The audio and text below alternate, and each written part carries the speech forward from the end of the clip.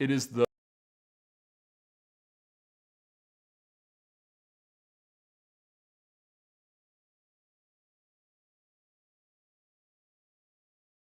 we end up settling on $2.5 million for what I believe is the greatest car ever built.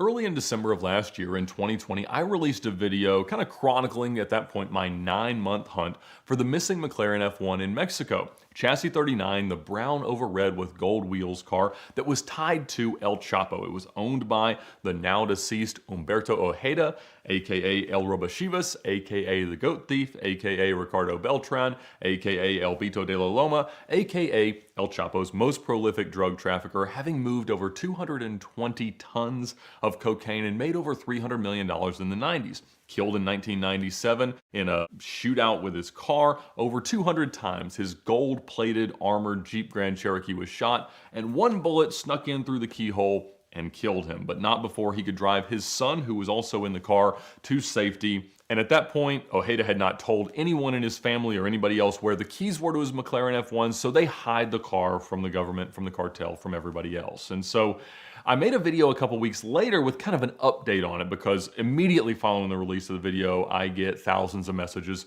with the whereabouts of the car, or at least people's thoughts, clues, things like that, but nothing super duper concrete.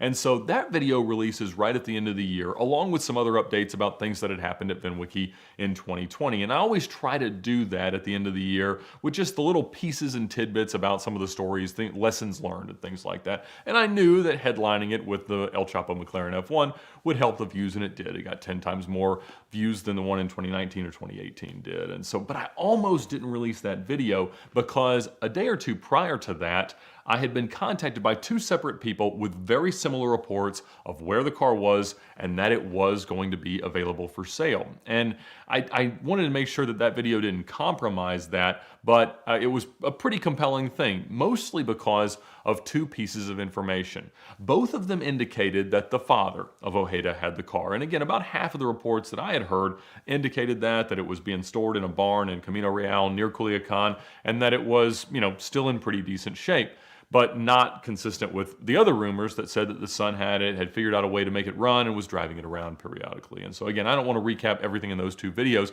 but around that time, I'm talking to this guy. And that was interesting because it was also consistent with probably the most concrete piece of information that I had gotten immediately following the release of the first video. Literally an hour or so later, I get a call from a prolific South Florida car collector who claimed that in early 2020, he had made an offer of $7 million to buy this car. Of course, my immediate question was, well, who did you make the offer to? And he said, well, they had remitted the offer through a French painter who they had heard about through his lawyer. He did some business in Mexico. So he had a lawyer in Mexico who had represented the family in some matters, the cartel family, and that somehow the father had sort of granted access to this French painter to see the car, because in the same way that it had been my goal to find and one day own this car, this painter just wanted to see it long enough to create a painting of it, the Emile Bouret approach. And so I was very excited to hear more about it, but really the only thing that they had seen is that the painter had shown the lawyer a cell phone video, not sent the cell phone video, but shown it on their phone, and it had been very good resolution, certainly taken very recently, and the car was, as described, in pretty decent shape. It did not look mobile, apparently, in that video, but regardless, this was an interesting clue that once again pointed to the father having it. And so both of these people contacted me, and one of them claimed to be the previous husband or significant other of Ojeda's sister. And so again, she was saying that the father had it, and this person claimed to have seen it about 10 years ago. And they said at the time, there was some damage to the front of the car. So the car had been able to be driven at some point, but wasn't being driven anymore because it had been slightly crashed. Not catastrophically, but that the front end needed to be redone, and that the car was entirely being repainted at the time. Well, that's pretty interesting, not entirely consistent with the painter theory, but who knows? Nobody, again, has really given me proof that they know where the car is. But they sent me a picture that I had not seen before, and it was cropped very uniquely. And it was cropped in such a way that you couldn't see the front license plate. saying that the father had it, and this person claimed to have seen it about 10 years ago. And they said at the time there was some damage to the front of the car. So the car had been able to be driven at some point, but wasn't being driven anymore because it had been slightly crashed. Not catastrophically, but that the front end needed to be redone, and that the car was entirely being repainted at the time. Well, that's pretty interesting. Not entirely consistent with the painter theory, but who knows? Nobody, again, has really given me proof that they know where the car is. But they sent me a picture that I had not seen before, and it was cropped very uniquely. And it was cropped in such a way that you couldn't see the front license plate. And that was where the most interesting piece of information from this report came. They claimed that the car was legally registered in Mexico, and that in that picture there was a Mexican license plate that had obviously been cropped out. I said, well, okay. The most interesting thing about that is that if the Mexican government allows the car to be registered, means they know generally where it is, and they aren't out there trying to seize the car. Because that had always been my concern, and really the concern of anybody who's ever chased the car, that if you were to bring it into the US, which you could do very easily after it's 25 years old, which would either be late last year if it was built in late 95, or early this year, it was built in early 96, which we think it was late 95. But my first request to this guy is, can you send me the plaque that shows when the car was built? And so he's told me that his daughter was going to be getting more pictures of the car because he was not currently in Sinaloa, she was. But again, if the car is legally registered, then they have documentation that would show that, which he was claiming to be trying to produce. And it meant that I could probably own the car without having it be seized. Because in the US, if you own something that was previously tied to drugs or illicit activity or fraud or anything like that, it can always be subject to seizure to kind of be sold to reimburse those you may have harmed, or those who may have been harmed through it, even if you weren't involved. And so it was one of the fears that I had discussed with this car collector in South Florida, and he said yes. In fact, in understanding that with his lawyers, he actually, if he was able to buy it, was never going to bring it to the US, which was kind of disheartening, because I mean, certainly I would want to own it here, but he said he would probably send it and go drive it in European countries that viewed circumstances like that a little bit more favorably, you might say. And so I've gotten a lot of information that is new and unique about the car from this person claiming to be Ojeda's father, and he says that he wants to sell the car for $5 million. And of course, at this point, I haven't gotten nearly enough information about the car to really be able to say what I thought it was worth, but I said, based on what I believed I knew about it, I thought it was worth $2 million. And so after some back and forth and some shrewd negotiations, we end up settling on $2.5 million for what I believe is the greatest car ever built. I'm excited about that. Again, I don't have that amount of money. I don't know exactly where I'm going to get it. I'll have to sell most of my cars and get the biggest car loan imaginable, but I'm confident that I can find some way to put that together. But he claims, again, that his daughter's going to be sending us pictures from wherever the car is currently being stored and I guess kind of painted.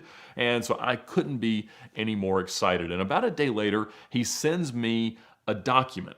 And he claims that this is the Mexican title for the car, but it's on what looks to be McLaren letterhead. And the McLaren logos use the font that McLaren used in the 90s. However, it has the speed mark, the red kind of upside down Nike swoosh that McLaren uses in their branding, that is a little bit of the later version. So it's strange, but again, I'm just kind of glancing through an entirely Spanish document. The only thing that I can see very clearly is that it's somehow an invoice for about 450,000 Mexican pesos, which at the time is about 23,000 US dollars. Now, that would not be a reasonable amount to pay for an annual registration. It wasn't apparently for a part or anything. It wasn't for the key, but obviously it wasn't for the car.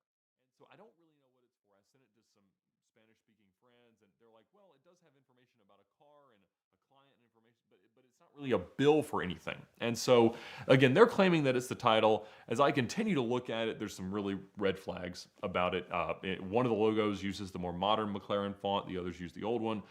It's weird, okay? But all right, they've got something, and it has the real VIN of the car. It was the only document that I had ever seen that had the VIN of the car. This is the VIN that I got using the registration plate that has still been rolling around on GTR 06R, that if you do use a British information source that gives you the full VIN, it shows you the full VIN of 039.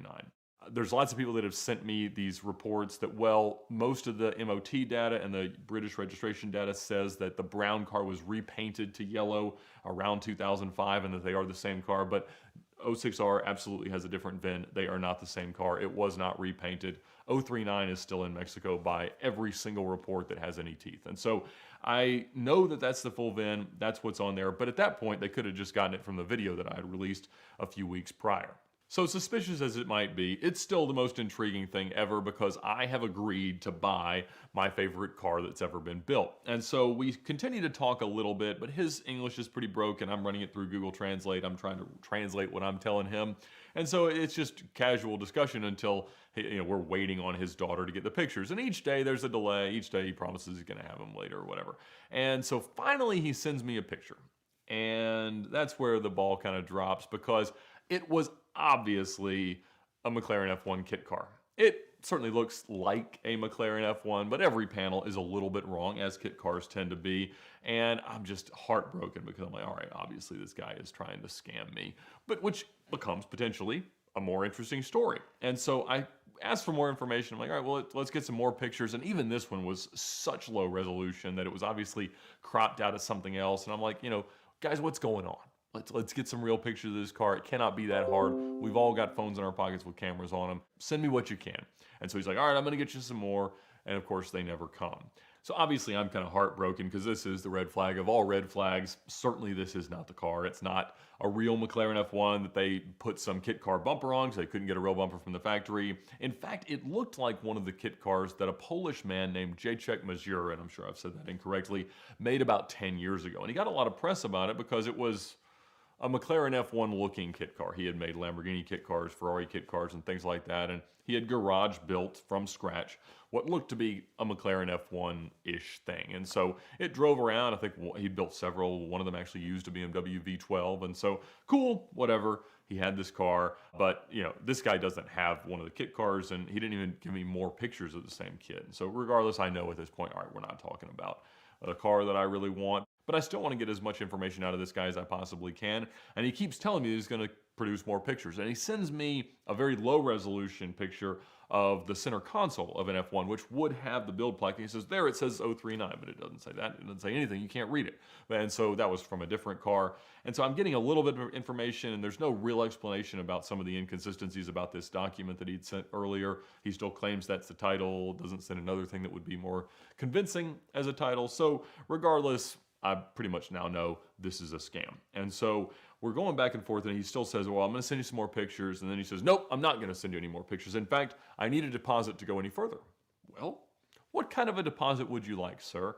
And I think he wanted a couple $100,000. I said, well, how about $50,000, which obviously I was not going to send. He said, okay, but when is your mechanic going to come down and inspect it? I said, well, where would you like him to come? He says, no, I just want him to fly into Sinaloa, this airport's in Culiacan, and we'll pick him up, but he'll be safe. We'll protect him. I said, oh, would you? Okay, well, maybe I'll just come with him. He said, okay, with more the merrier. Please come down.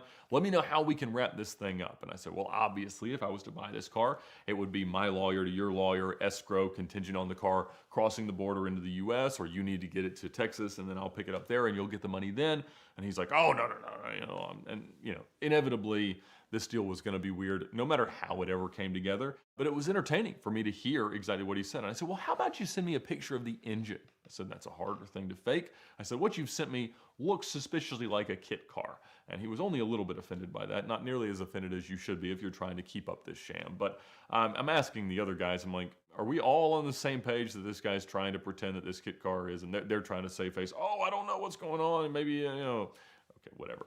And so he says, all right, I'm going to send you a picture of the engine, but that's the last thing that I'm going to send until you send me a deposit. He sends what would be like the third or fourth Google image result if you were to Google McLaren F1 engine, and it's totally removed from a car. It was actually from some detailer's blog who had the honor of detailing a McLaren F1 engine. Certainly not the real thing. Came off of some Pinterest cache or something like that. And so I said, all right, thank you so much. I appreciate your ability to search the internet for pictures that might be compelling as part of this car's case, but either way, I won't be sending you a deposit. I won't be visiting you to inspect this kit car, but thank you so much. And there had been some other reports of kit cars being floating around in Mexico, so one on a trailer, one in a warehouse, and one like April Fool's joke that some Instagram account had composed. But regardless, I did not find the car. And again, most of the other reports had said that Ojeda's son has it. He's all grown up now. He spends most of his time in New York City. I made some efforts to contact him. I would love to speak to him about the car. Most people have told me that he will never, ever sell the car under any circumstance. A position I certainly cannot fault because I would be in a very similar boat if I ever figured out a way to own it. And so I don't think I'm all that much closer to owning it, but I have certainly ruled out that as a possibility, at least in the short term. And so I wanted to offer that as an update. We're still not exactly sure how what appears to be chassis 39 is continually re-registered in the UK. Tim Burton Schmee is going to come here sometime over the next few weeks, hopefully, now that he's on his US tour, to tell us a little bit more about that, and he's got some interesting things related to it. But regardless, I have so much enjoyed the chance to chase a car like this. I don't know if I'll ever get to the end of that tunnel, but in the meantime, I'm having a whole lot of fun, and fortunately, I didn't get scammed. As we've talked about, don't let yourself be scammed on a car like this. There's the car, there's the title, and the money. Nobody gets to have all three. If you're going to pay for it, make sure you're getting one or the other. You got to protect yourself. I run into a lot of scams, and I try to protect myself in all of them, but most of the time, you end up just being entertained by someone's attempt to do so. And so again, thank you so much for watching, and thank you for all the information about my favorite car. And be sure to go to a place where you should not expect to be scammed, to ModFind. It's a great enthusiast marketplace to buy and sell our favorite things about the automotive hobby. Parts, new, used, OEM, aftermarket, to our favorite cars, tools, cars, all the things. And so be sure to check them out, download their app, and thank them for their continued support of Ben.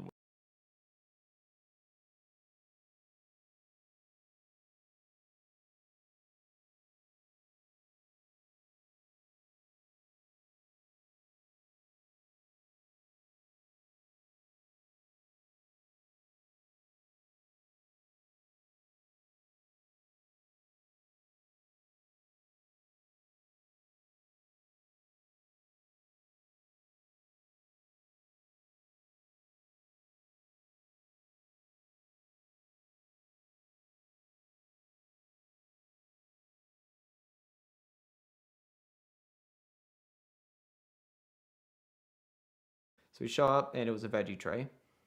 Great dinner I had that night.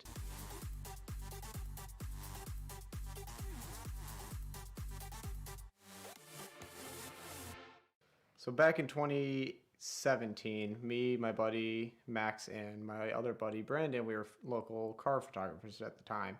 Up in Cleveland, Ohio, we were doing, photo shoots at events and stuff like that. We got approached by a guy who's putting on a rally. At the time, we're like, this is awesome. Local young car photographers, we get to shoot this amazing automotive rally.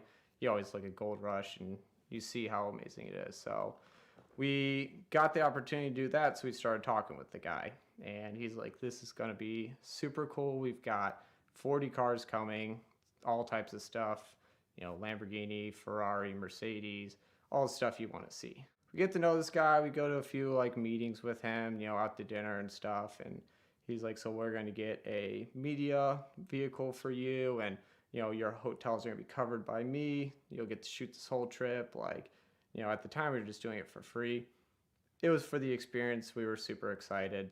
Once we got to know the guy, seemed like a really good guy, and he was telling us oh, this is all the cars I have signed up, and he's showing us the list, and he's like, I got the sponsor bring in a McLaren 675, an Aventador, a 458, and back in 2017, younger, I was like, 675 being a new car, we're like, this is awesome.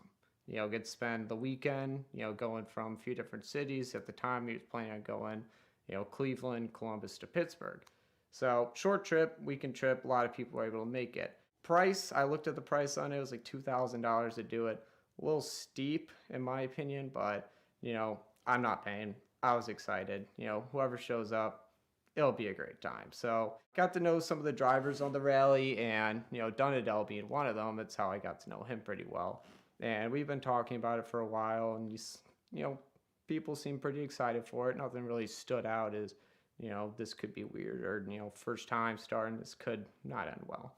So we get about a month away from the rally, and the guy, I'm talking to him, and he's like, hey, some of the guys are backing out. The 675 isn't coming, the Aventador isn't coming, but we still got, I think I have this 918 coming. I'm like, 918, awesome. So gets about a week away from the rally, and I'm talking to the drivers, and none of the cars that he told me are coming, but whatever.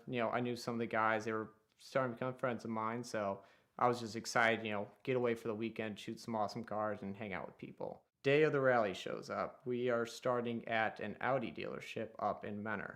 Things look great, get there, the whole dealership is set up for it. They're pulling cars out of the showroom for display, and I got there about 7:30 that morning. And the guy who's hosting the rally, we'll call him Aaron. Aaron calls me. He's like, hey, I'm running late. I'm like, okay, what's going on? He's like, oh, I just had to pick up some shirts. Okay.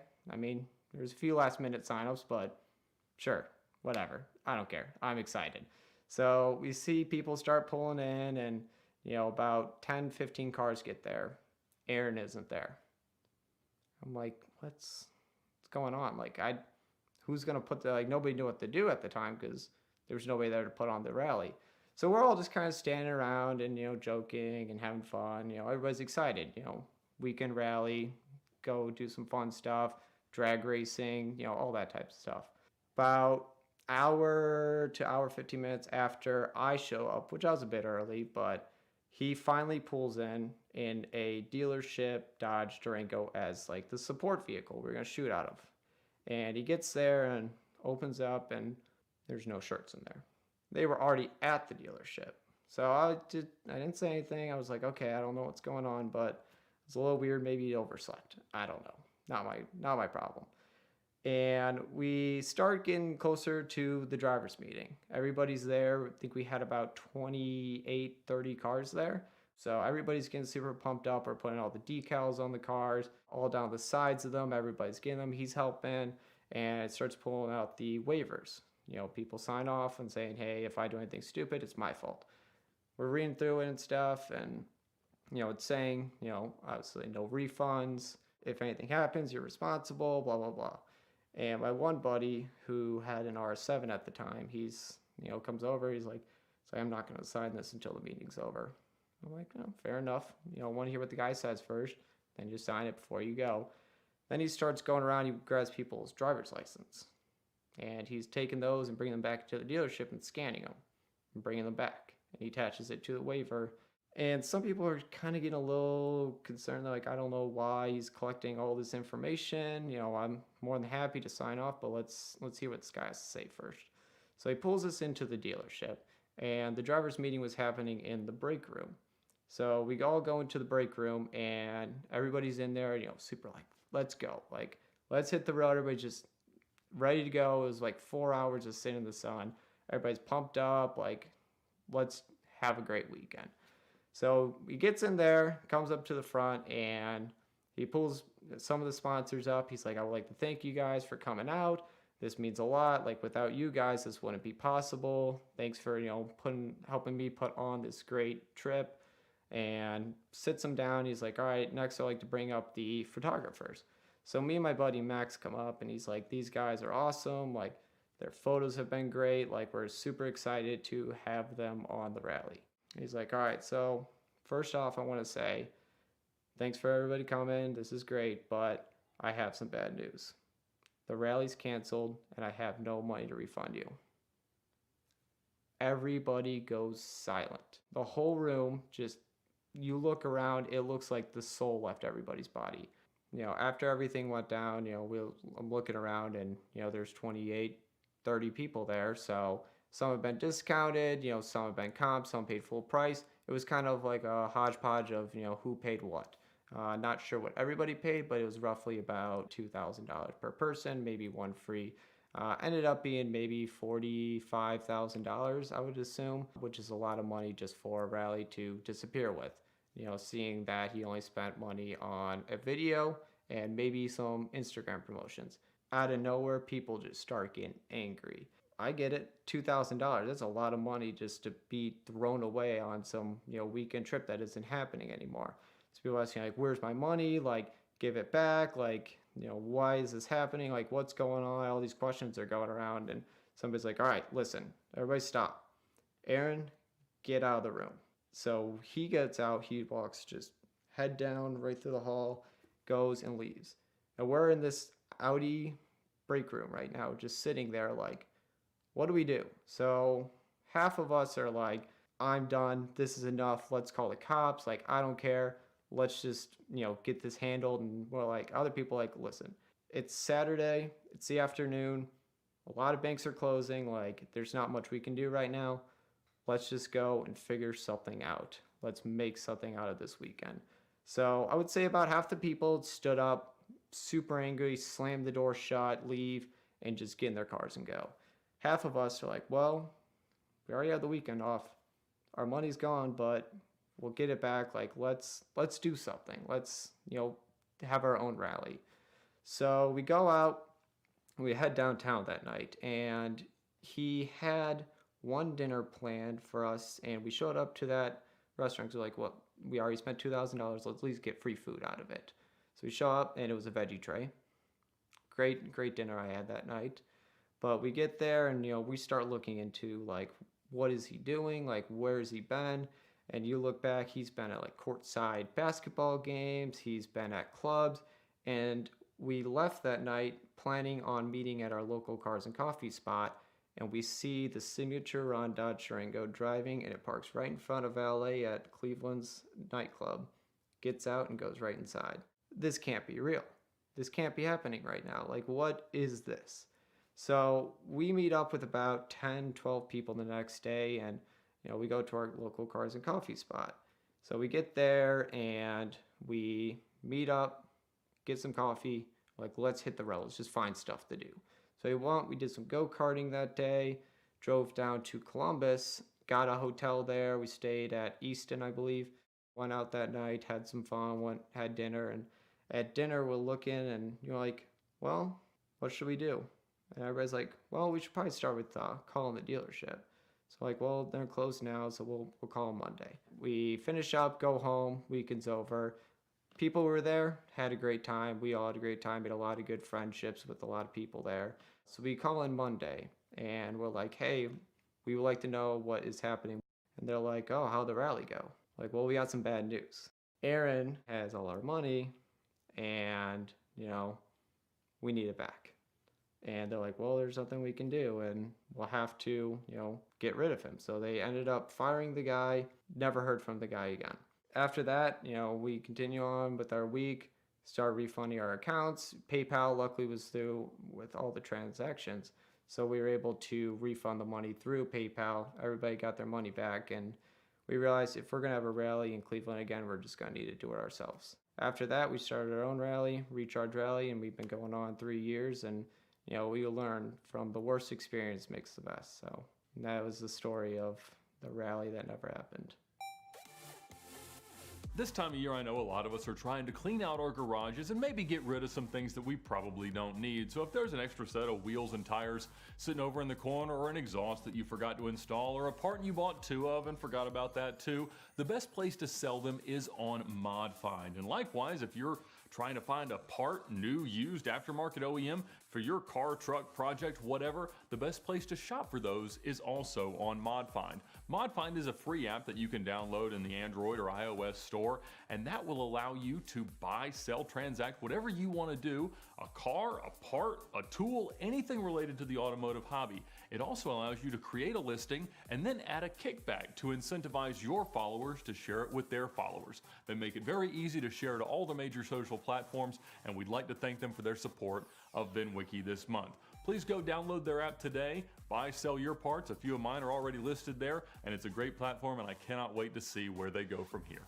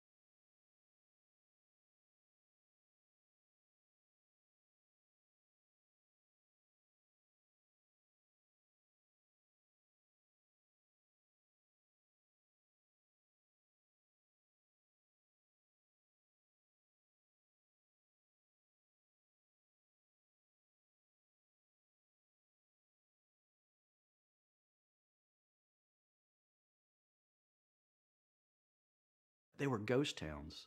I would have the whole city to myself.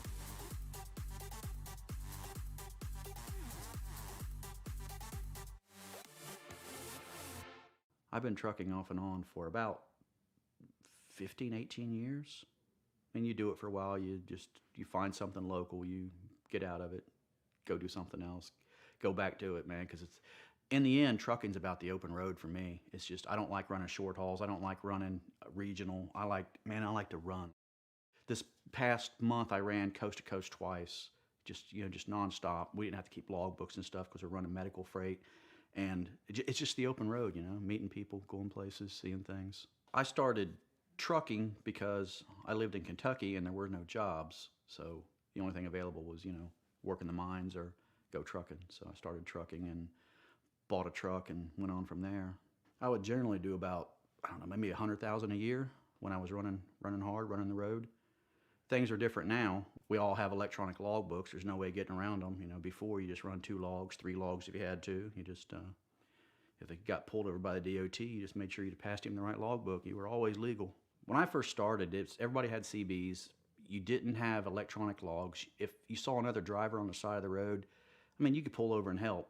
Now, you almost can't because of the electronic logs and you're running so hard. I've gotten fired at a job before because I went 3 minutes past my electronic log, said I'm supposed to stop, and I was in a traffic jam.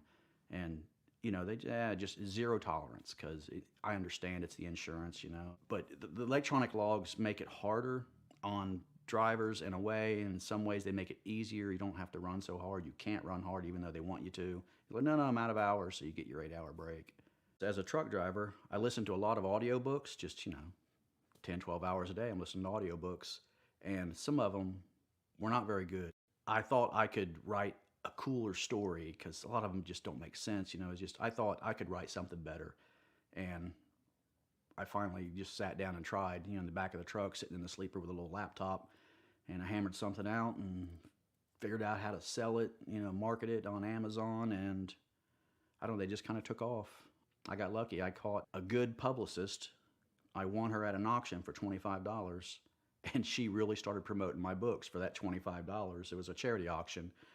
And I believe, this is my theory, that she was pretty upset that nobody thought she was worth more than $25, and because she was kind of new at it, and she goes, well, I'm going to show them.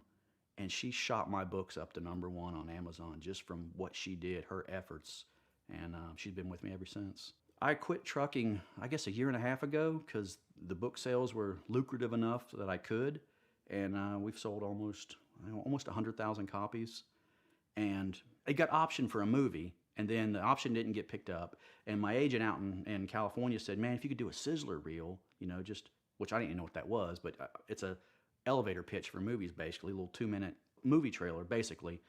And he goes, do a sizzler reel, and I'll make the rounds again. We could probably sell this because he really likes the story in the books. So I called my old boss up. I said, hey, you got an empty truck? I need to go trucking for a few months. I need to make about 10 or 15 grand to cover the cost of this movie trailer. So he threw me in a truck, and then this was in January, and all of a sudden Corona happens, and I'm running in and out of New York. We start running medical freight, and I can't go home because my wife is kind of at risk. She's had cancer. This is the first time I've been home this past week since February. But anyway, for months, we just ran medical supplies, and I just lived in the truck.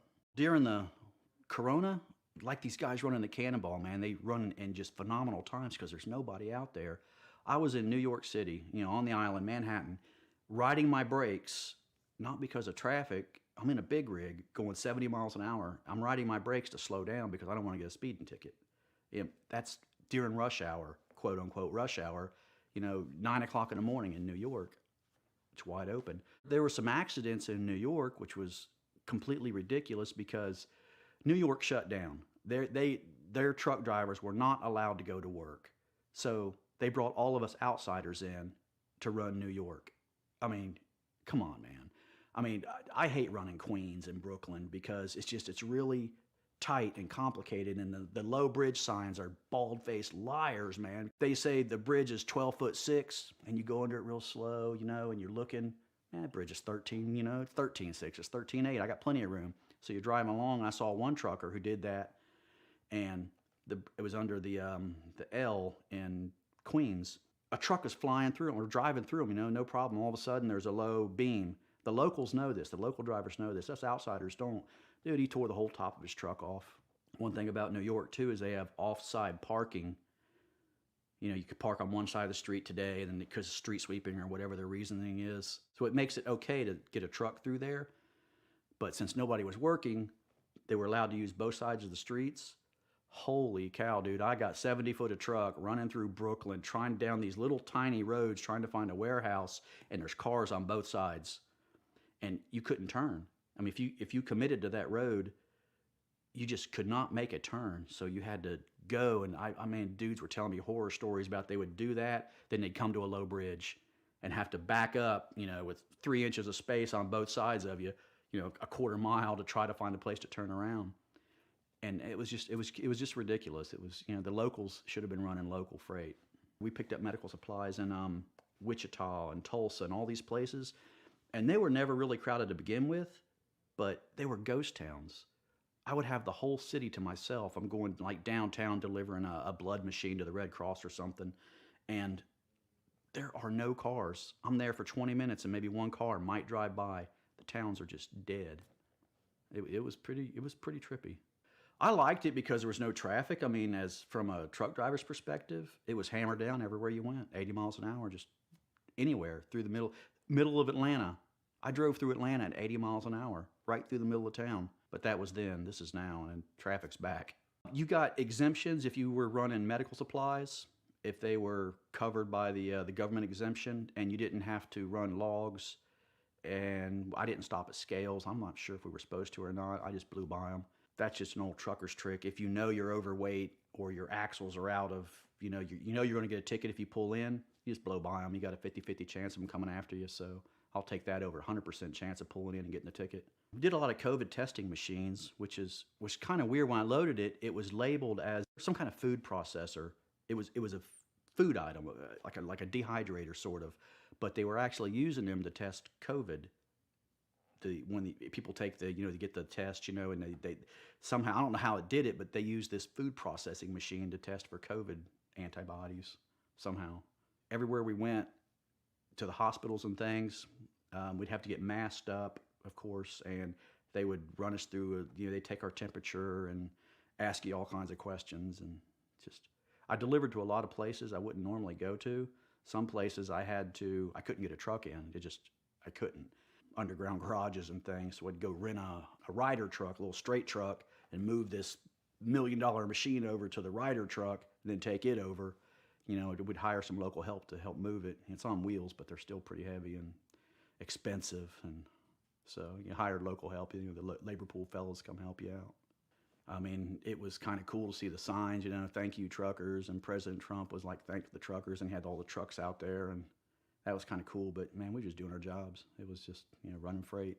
My boss actually put me in a new truck when this started. I was in an old beater, just an extra truck he had, because we got all these, I'm not sure the behind the scenes stuff, but he has a new truck, and he goes, man, if I put you in a new truck, will you kind of stick with me through the summer, to kind of help pay for it and not just quit in April like I was planning on doing? I said, yeah, it'd be cool, man. So I'm going to be working all summer, trucking all summer. I'll probably quit this fall again and go back to riding full time. A lot of these kids, when we're working on docks and things, they're kids, they're 18, 20, 25, you get to talking to them because sometimes it takes a while to unload the truck. And they were like me, they maybe did or didn't graduate high school. They're in a dead-end job. They don't have a lot of prospects. Man, I tell them about trucking. I brag on it because, it's a good career. You don't have to live on the road. I love the road. I like being out, but, you can deliver bread, you can, run auto parts, and all these careers, all these truck driving jobs, some of them are local, you're home every day, and they make really good money because you're a professional, You got to run that $1 million worth of equipment and freight and get it there safely, and it's not the most glamorous job, but I love driving, so to me it's a great job. It's a dream job almost. If you love VinWiki, you'll have heard us talk about minimizing ownership cost on exotic cars. But the guys at Exotic Car Hacks have developed a system, an educational resource that you can access now using exoticcarhacks.com/VinWiki and get the best membership rates that they've offered since Black Friday. It shows you how to leverage financing, minimize what you pay, maximize how you sell it, and minimize the cost while you've got it. So be sure to join their community of owners and enthusiasts today at exoticcarhacks.com/VinWiki, and it'll be easier than ever to buy, own, and sell and love the car of your dreams.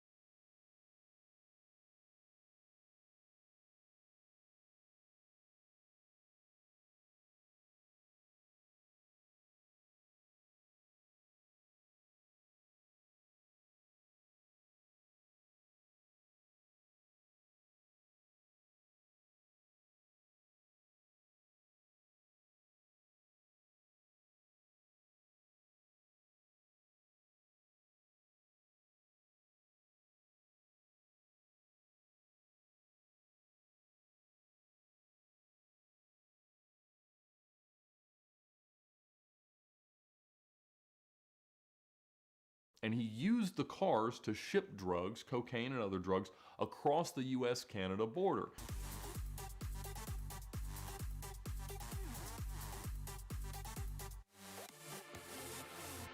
So one of the things that we love about the VinWiki app is the opportunity to see beyond your ownership of a car, to figure out where it goes afterwards. I mean, obviously it's a useful tool to research a car before you buy it, but there's a lot of tools like that. But we want to be able to see just in both directions everything that happens to a car. But hopefully as you buy one, you already know about its past. Now this week, I got a call that really showed me that I had absolutely no idea just how crazy the past of one of my previous cars was. I got an email through the general VinWiki email box, and it said, "Do you guys want to know what the real story is behind Ed's gray Lamborghini?"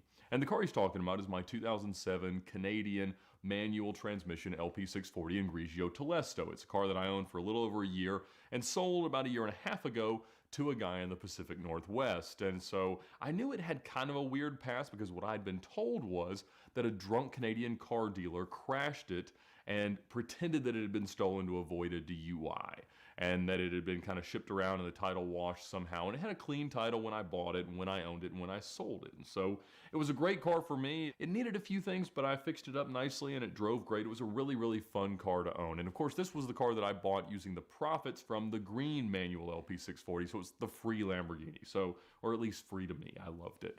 And so I was always curious to know what more there was to the story. And apparently this guy knew. So I responded and said, absolutely. Obviously, we always like a good car story around here. He started sending me just piecemeal details and pictures and things, and none of it really made sense. I couldn't put it all together in terms of a chronology. So I responded, I said, do you mind calling me? I gave him my phone number. I said, why don't you just call me and tell me the whole story so that I can understand what's going on? So a few minutes later, he calls me, and it's a guy named Edin Goli, and he starts to tell me a little bit of his story. And in fact, he's also a tech entrepreneur and working on some apps and things like that all sound quite interesting. But he tells me a little bit about his history, and he says that he is a descendant of a former king of Iran.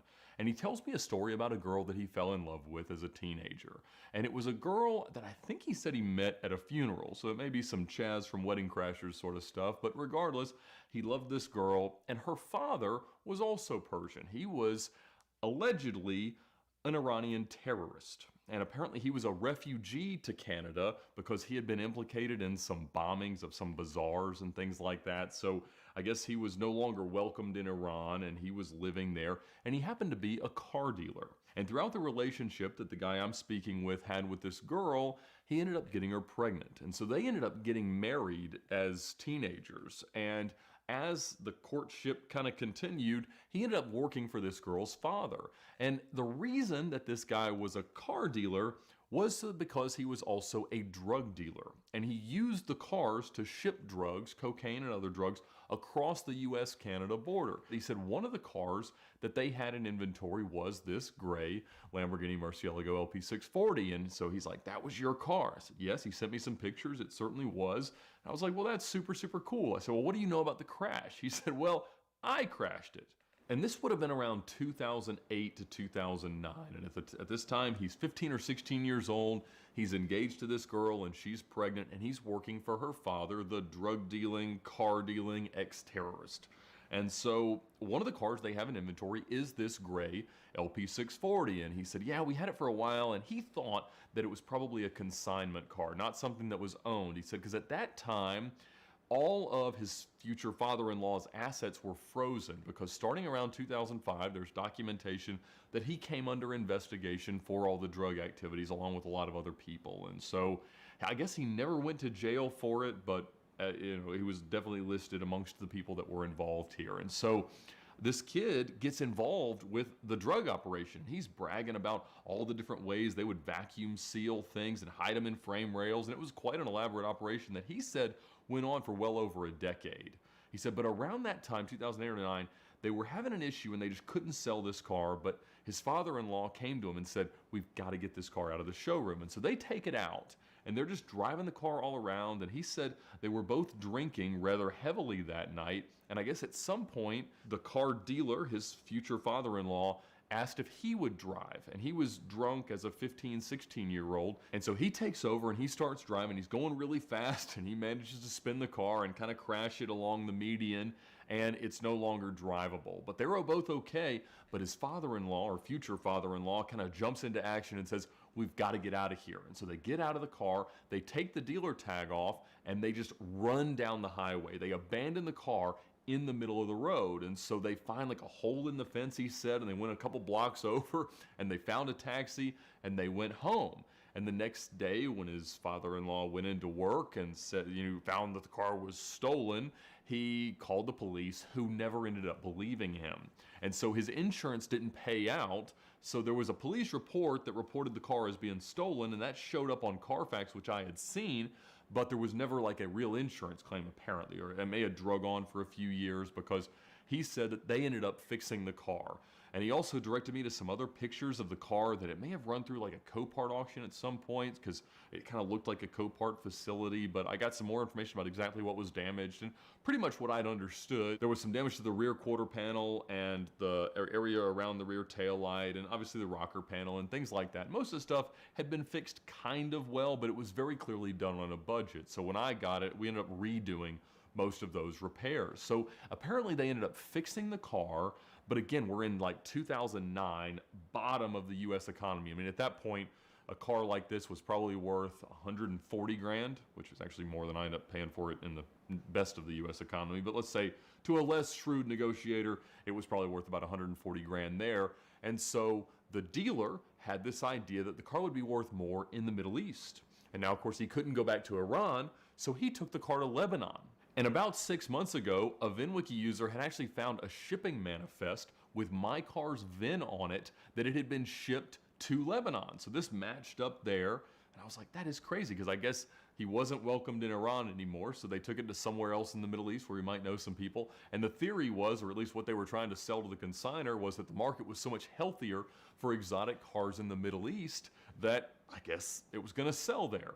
And I've actually had a couple people comment in YouTube videos saying, like, we saw the car in Lebanon around that time. I think I mentioned it in the AMA or something like that. And so it did not sell over there. And so at some point it sold to the US, to the dealer in Dallas that the guy in Vegas that I got it from bought the car.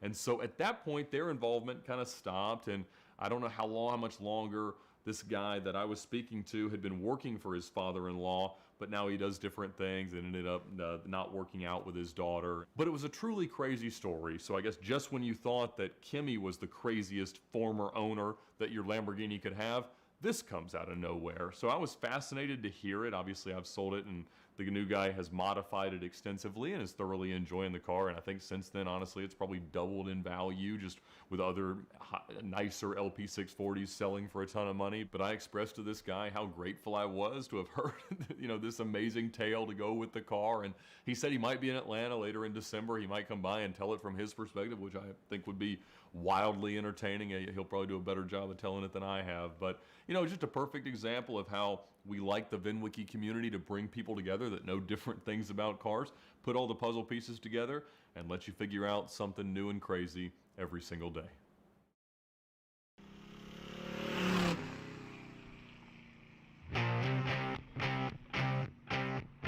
Going somewhere in a hurry, ma'am? Let me explain your options. Never mind, I got this. TheTicketClinic.com